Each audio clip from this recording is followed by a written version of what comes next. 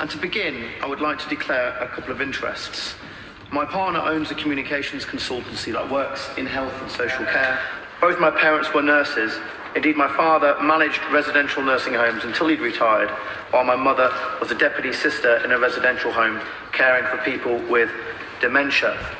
Now, I'd like to focus my remarks on those who work in social care and what we might do to improve the recruitment and the retention of staff. In my mind, much of it comes in the value we attach to those who work in the profession. Many of my constituents work in social care, and this profession is just as important as our NHS in helping to support our community. Those working in care homes and in the community across my city and in the country should know that they are valued, just as we value our hard-working doctors and nurses. Because I know how hard those staff in care homes work each and every day. It's often a job that goes without much reward, pay can be low, and recognition is often lacking. But, Mr. Deputy Speaker, it is critical. The National Audit Office estimates that 1.3 million people do these jobs. Another group, the Centre for Workforce Intelligence, have suggested that an extra 660,000 care workers will be needed by 2035 if we are to keep pace with demand for care. When you consider more than a third of staff switch jobs or move out of the sector each year, you can begin to see the challenge. And these are worrying figures for families who rely on this service. So why do we have a problem recruiting and retaining social care staff? Pay is clearly a factor, but it's not the only one, because too often the profession is held in low esteem, which makes it difficult for some providers to recruit and retain staff. And I'm pleased that he's several times used the word profession in his contribution so far, because it is about profession, it is about training, it is about qualifications, but it is about status, and I think that's a very important factor. But doesn't he agree with me? And I bang on about money all the time for low-paid workers. Surely professional work deserves some form of professional pay, not minimum pay, which the majority of care workers seem to be on. Well, I accept what the honourable gentleman is saying, and pay is indeed a factor in the recruitment and retention of social care staff. But I agree with him also that it's not the only factor. But we do see terms like low-skilled workers are far too commonly used in relation to care staff. This language needs to be challenged, and that perception needs to be challenged. And we need a greater emphasis on professional structures and career development and appropriate reward. We also need to celebrate these roles and show the rewarding and how fulfilling they can be. After all, this is about looking after people. These people are our grandparents, our fathers, our mothers, our uncles, our aunts, and in some cases our children. And one day, they are likely to be looking after us. I will never forget a constituent once telling me about his job in social care.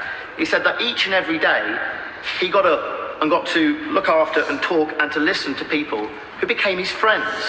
And he felt he was almost cheating by calling it work. Of course. Thank the Honourable Member for giving way. I would agree with him in my professional capacity as a GP. It's invaluable to have people who know their patients, the people they care for. They can pick up when there are problems. They can inform you as a professional when you stand in there. Does he agree with me that this is the kind of relationship we need for people to understand the people they're caring for? Because actually it saves the NHS money. That isn't in any statistic that we may see, but actually it's that professionalism, that dedication and that care that makes the real difference, not only to the person, but also for the NHS wider. I agree entirely with my honourable friend, and in fact it's those social care staff and those relationships they often have with the people who they care for that, as you say, can save our service money. Now, don't get me wrong, social care is hard, sometimes literally requiring heavy lifting and involving emotional distress. Yet it is a career that can be rewarding.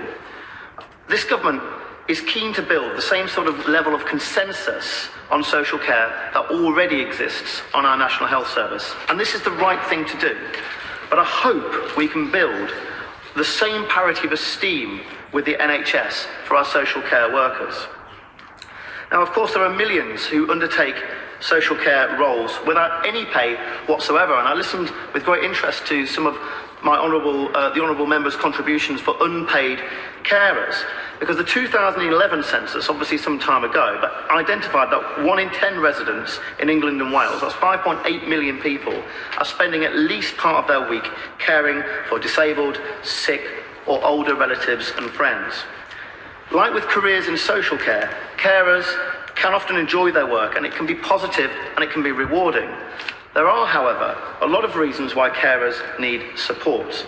Carers' own health and well-being needs are often exacerbated or caused because of their caring role.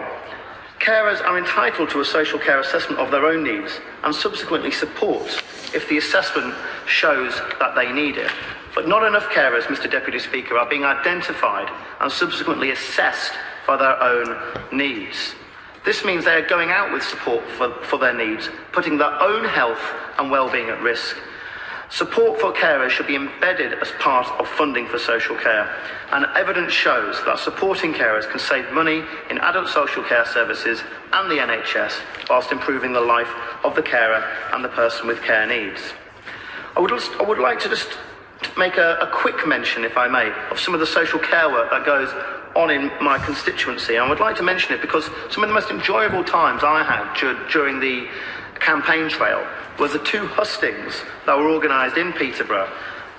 One was the general election husting for adults with learning and social disabilities, and I found this one of the most rewarding aspects of that campaign, because I learned a huge deal about the experiences of those particular constituents and of those who look after them within social care. And I'd just like to pay tribute, actually, if I may, to Claire Lynch, the facilitator of Club 73, and her team, for all the hard work that they undertake each and every day for some of the most vulnerable constituents that I have. They do a truly brilliant job. And the same can be said of the disability hustings organised by the Disability Peterborough and Cambridgeshire Deaf Association, actually organised by my old school friend, Andrew Palmer. But I would just like to end by just saying this. Colleagues will learn much about social care from their own constituencies. And rightly, in this place, we often talk about hard-working doctors and nurses.